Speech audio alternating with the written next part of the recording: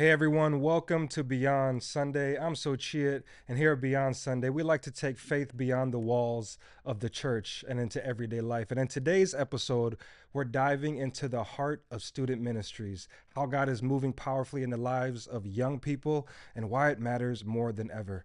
I'm joined by Pastor Michael Baker, Sir. Family Ministries Director. Yep. You get a front row I seat do. of what the Lord is doing in this generation. Yeah. And it's exciting. That's fun. It's It's cool. exciting, It's man. cool. And you're back. This is the second time you're here. The right? second recurring guest feels good. Yeah, it feels good. nice. Yeah. Recurring guest. Yeah. I Anytime. you got some status with that, right? Like I'm here twice. Yeah. One of the few. The proud. Maybe only twice. We'll see. This is where it ends. Yeah. Hey man, I work with you for years Yep. in student ministries. I know your heart Yeah. for the lives of young people. I've seen what God is doing. I've stepped away for a little bit, but Yeah. being able to see still that God is just moving in the lives Yeah. of young people. What's some encouraging things you're seeing God do in the lives of young people these days?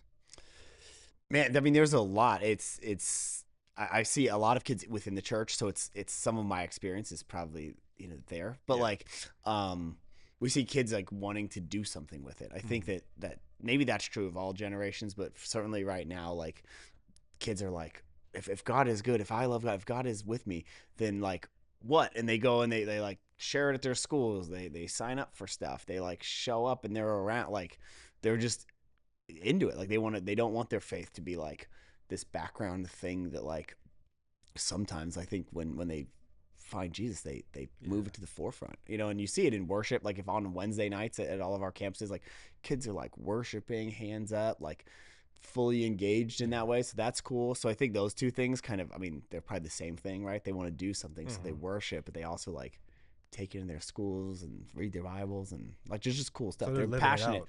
Yeah, they're trying to. I mean, they're kids, so like they're figuring it out. Right. But there's like this desire, I think, to be like, man, because they don't have to in today's culture. It's easy to not follow Jesus and live like God honoring lives. Any kid that's like, hey, this actually does matter to me. Not your thing. I don't want to break your. Just move your hand off. I'm a hand talker.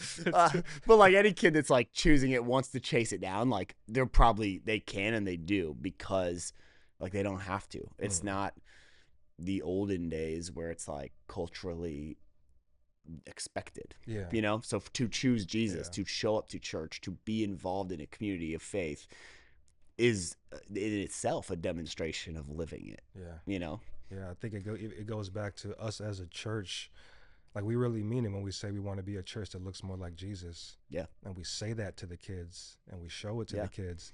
And it's interesting. The kids don't just show up, but they're showing up. Yeah. Right? Like Totally. beyond Totally. just being present, they're doing things, right? Yeah. I think about Campus Faith Club and Yeah. like in all the schools. and Faith stuff like Club, that. you have like Young Life, like both in the South Metro are like doing awesome work. And like we're happy to always find out from kid, like I was at Young Life on Monday, or like I do the Faith Club I'm like, this is amazing. Like this is so cool that there's all these organizations alongside us and apart from us and all together going. Yeah.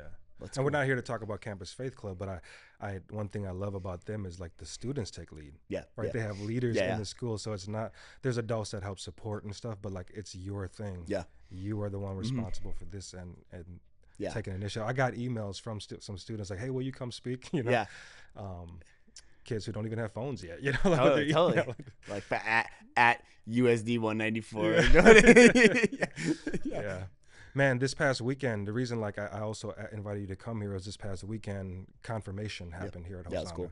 And confirmation, there's a long history of it, right, through different denominations and stuff like that. And what I love about confirmation at Hosanna is, you still have people who say like, my kid's getting confirmed or I'm getting confirmed. And I always try to culture, yeah. correct it. Like, no, you're not getting anything. You are confirming your faith. But to the point is, man, we had over 200 students. Crazy. Talk about that. Like just say more about that. It really is evidence of, we have awesome kids who like love Jesus. I think our student teams are doing an awesome job.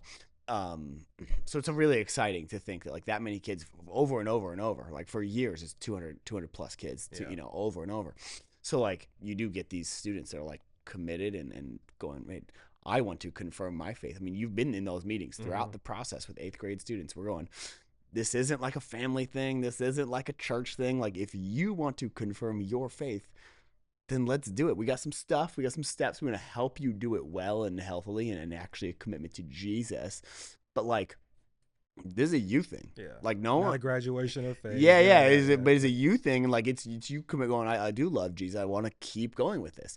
And so, like, every kid who does it is choosing it and opting into it. And like, because we've had weird conversations with parents in the past where kid doesn't want to, and the parents like, well, we think, and we're like, we're gonna go on the side of your kid here and go, look, if your kid doesn't want to do it. And that's why we have high school kids do it too sometimes, because they're like not ready in 8th grade, and we're like, that's cool. Yeah. Like, see you next Wednesday. Like, you're still a part of this. And then freshman, sophomore, junior year, whatever, they're like, I think I'm ready. And we're like, well, then come on down, because the door doesn't close ever. But like, I mean, confirmation, we're not really doing beyond high schoolers, Right. but like, the door never closes to Jesus. And so it's like, we kind of allow for that. And so that's the cool thing of when you think of 200 plus kids, every single one of them has had at least the opportunity to wrestle and go, do I want this? Do I want to follow Jesus? And they came out with a yes, you know, which is so 200 plus kids. Yeah, it's absurd. It's absurd. It's absurd. Yeah. I remember just reading the faith statements. Yeah, and they're just so hearing, good. They're so good. They're so good. At the campus I was at, there was like 3 that were like clearly copied by each other. Yeah, yeah. So I had to they connect work it. together. Yeah. Yeah. They when I talked to them, it was like, no, we helped each other. So Yeah. what my thought was like, man, you guys are just copying each other. But Yeah. then there were differences, Mhm. and they literally said, we sat together to help each other. Yeah. Which is cool too. Yeah. Like community. Oh, the best and, faith statements are like no capitalization and Yeah. little punctuation, and they're Right. just like, I love Jesus because of what he's done in my life. And they're telling their story without any regard for like, this isn't school, this isn't We're graded. not your English teacher, so yeah, we don't and care. you read it and you're like, oh my, I think God is moving in this kid's life. Maybe his English teacher should help move in his life too. Oh my But like, this is incredible, you know? It's so Facts. good to see. It's so fun to read. Where you at, those. Miss Johnson? I'm kidding. Yeah, yeah. If you're a teacher and your name is Miss Johnson, forgive me. I just threw out a name. All right. Moving forward. In a culture that's constantly shifting, Yeah. changing, Yeah. throwing stuff at our kids Yeah. or at young people, at people, period. Yeah. Yeah. Right? Why is it important for the church to invest in young people, students? Yeah. I mean, so many reasons. When you read like studies, like Barna Group studies and stuff, obviously like 60% of people come to faith before they're 18. And so much of that is like, how many people go to college, start their life, and then even then they might not even walk away, but like their faith might move to their back burner, but they have this established rhythm of faithfulness where the church is a place that is good for them. The church is a place that wants to help them. Church is a place that will always support them. All the right things. Yeah. And so like, as life goes on, whether they stay near or they wander a little bit, if student ministries and children's ministries are done with great faithfulness, you create in people a sense that like, man, I can always come back to this thing that was good. It's why wounds at that age are hard and dangerous too. But like, it's man, if I can come back to this, it's so good. And to start a faith, and we just talked last week in high school ministry, we think it's the faithfulness of God. So if we declare our faith, our trust in Jesus, like that's ultimately it's the faithfulness of God that will keep us near to him and in his written in the book of life and experiencing joy and purpose and all these things, that it's if we get there, no matter when we get there, young is great. Yeah. Is like, if the church can come support that and create an environment where then they experience goodness when they wander, we trust God's faithfulness on their behalf. And like, what a great thing to be able to provide an opportunity to hear the gospel, to try out like living it. When you have a mentor, you have people, a pastor, you have environments like made for you to do it, to learn those things. So it's either muscle memory that you can keep going for the rest of your life, or it's like this really meaningful thing that like, when you need it, because you've made decisions that whatever, you know where to go back, like you know how to get back. I think about you know, Proverbs. I can't remember exactly which proverb it is, but train a child up. yeah, and the yeah, way they should as they should go, yeah. You know, and even if they depart, they'll come back to it. Right? Yeah, it's like when you go on a hike, right? Like if you've never done it before, the road out, like a 5 mile hike out, feels like long and strenuous. You don't know where you're going. You reach the peak. You're like, this is sweet. Your way back feels way shorter because you've walked that road before. Like that's just the felt experience. So with faith, like, man, if you've gone these roads, if you've walked this place, you've been near to Jesus, walking away, not great. We don't want to walk away. Let's not celebrate that. But when we go back to the cross, like, that road feels shorter. Yeah. Because God's just, one, he's just waiting for you. But two, it's like you've walked these places. You've Right. been down these things. You understand what it is to pray. You understand what it is to read your Bible. You understand what it is to, like, let mentors and community and friendships in. And so picking that up again is easier Yeah. if you've done it as a young person, you know? That's good, man. Think about in the world that in a culture that's constantly pulling at people, pulling at young people, trying to get their attentions, trying to get them to believe this, and that. Yeah. What are some of the challenges that you see students facing spiritually, and how can we better support them? Or maybe just like, what are the challenges you see? Because you kind of talked about how we can come alongside them. Yeah. But I mean, the challenges, I mean, to some degree, the challenges are the challenges. They might come in new forms, right? But like, you know, right now you might have, like, students are, like, because of, like, shaky economic situations and stuff, so, like, young people are like, I gotta figure out how to get money, get paid, and like that's their whole thing. It's like they're not having as much sex as they used to. They're not drinking as much alcohol as they used to. Like, the rates for that stuff are lower. But, like, rates of, like, I gotta get money, get paid is, like, the primary thing. So that's, like, in their face. But, like, all that stuff, I mean, the temptations aren't new, right? Like Ecclesia, there's nothing new under the sun. Like, they're facing what we face. They want to fit in, and they're willing to do things they shouldn't to do that. They want to look cool and have a quality reputation. They're willing to do things that are for that. So I think what makes it really difficult for them and difficult to reach young people right now is that the social media, like, algorithms are, like, designed per kid. So, like, if a kid loves Jesus and they, like, start, you know, they go on TikTok or Instagram or whatever, and they, like, search Jesus, and they follow a couple pastors, whatever, they start to see it, and it can be really edifying and really good. If they are not committed to a church community, and they're not, they'll never be exposed to it. They'll never see it. And so you have this, like, people moving farther from each other and closer to like-minded sameness, which, again, is a strength when, like, it's things I like, you know, but, like, so a kid who's moving farther, they might never see it, or they're not exposed to it, which, again, the need for student ministries, like, where else are people, like, I like airports and stuff, because everyone comes together. Like, high school are like that, middle schools, elementary are like that. You're just forced into an environment with, like, people different than you. But on the internet, where more and more of our kids are, that's becoming uncommon. And so it's a weird thing, like, how do you reach kids when they don't even see here? Like, you can be really good, like, Beyond Sunday could reach 1 million people. It'll be 1 million people whose algorithm asked for it. That's the challenge, right? Yeah. So your job looks like horrible. And good luck, dude. I learned something new on social media not too long ago. Is, like, I go into your settings and you can clear your like what Instagram thinks you're interested in. Oh, sweet. Yeah. Right. And so you go on there, you can reset the whole thing and reset your algorithm. So if, like, you're seeing a bunch of stuff you really don't want to see, you can go in there, reset it. But I pull it up and I'm like, dude, some guy lawn mowing and, like, how to hit a driver. I'm like, this is what I want to see. Like, it's working on me. I'm like, this is sweet. Mine is a bunch of workout people. I'm like, I've got, like, Phoenix Suns highlights and guys mowing. I'm like, this is all I want. It's like workout and Jesus is a bunch of workout and Jesus. Totally, 100%. Yeah, that's funny, man.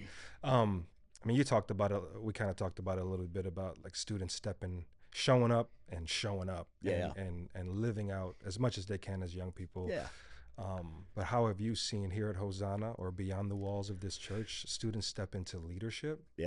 And really live this thing out and make an impact? Well, I mean, inside the wall, we have students across all of our campuses serving children, both, like, in the room and greeting. We have kids on the hospitality team. We have kids on the prayer teams. We have students, I mean, anywhere and everywhere. Even, like, young kids, we have, like, serving with their families, like, you know, like, we have, like, kids are serving all over the place. Like, it's so that's like encouraging. If you walk around campuses of Hosanna Church on a weekend, not just a Wednesday, obviously there's tons of them on Wednesdays, on a weekend, like you will see young people like doing things, Yeah. which is like, Yeah. they're waking up early, they're coming to the pre-church huddle, like they're doing the stuff. Like it's amazing to see them choosing that and doing that, Right. and like Because they don't have to. they don't have to do that, and we'd be psyched if like they come to church, like just Yeah. show up to just Wednesdays, but they're beyond that. So that's really cool. And then again, we see things like we know kids that are hosting Bible studies in their home. I get texts after like weekend sermons and Wednesdays, like, "Hey, when you said that about like Romans 8, like how would you?" Oh my gosh, like you even know these questions. So the kids are Yeah. like engaging with their Bibles there. I've heard of like kids doing like Bible study prayer times like in their houses, like apart from like us and even like Young Life and Campus Faith Club. Like kids are just doing it on their own too, like gathering with friends and praying with them, and like that kind of stuff is just happening constantly. But within our church, they're just serving everywhere. Yeah. They're showing up consistently. They have leaders that they love. Like all this stuff is It's a just like beautiful thing, it's man. amazing. It's so Yeah. cool to see. It's like it's the discipleship. Yeah. It's like train a child up. Like if a kid at a very young age sees the value in serving and helping others, Yeah. they're just gonna grow to love that as Yeah. they get older. Well, it takes both, like a student team that's like, hey, you should do this, and then a weekend, like a hospitality team and a children's team, all these people saying like, and even a prayer team, I think is the like pretty cool one, but like saying like, we will take you 14 to 19-year-old, like we'll welcome you. You can do that. Like there's no distinction. Like that's unbelievable that a church who would say we want them to do that stuff. Yeah. Like that's also like it's a two-way street. Yeah. That's like Hosanna is like going and Yeah. open, Yeah. which is cool. It, it it kind of eliminates that consumerism Yeah. that I come to get only Yeah, that totally. has happened for generations in churches across the world, right? If that happens when you're 14, 13 years old, if you're like, dude, I can contribute to this place, that's huge. Because then you multiply that out to your kingdom, your neighborhood. You're like, what if I can actually affect these places? Yeah. So good. So yeah, So yeah. good. What role do parents play? What role do mentors, community group leaders play in this? Like, because yes, the Lord is doing and moving in the hearts and lives of young people, but Yeah. there's a lot of adults that are helping lead the Yeah, way, totally. right? How do you see God moving in adults who are pouring into young people? Yeah, I mean, as a parent, it's obviously a lot of it in modeling the right priorities, right? Like even you heard Ryan say in confirmation message, like church is a priority. He said, church doesn't It's come not number second. two. It doesn't Yeah. come second over. Yeah, like so that taking that type of mentality as a family and being like, look, this is a thing we do.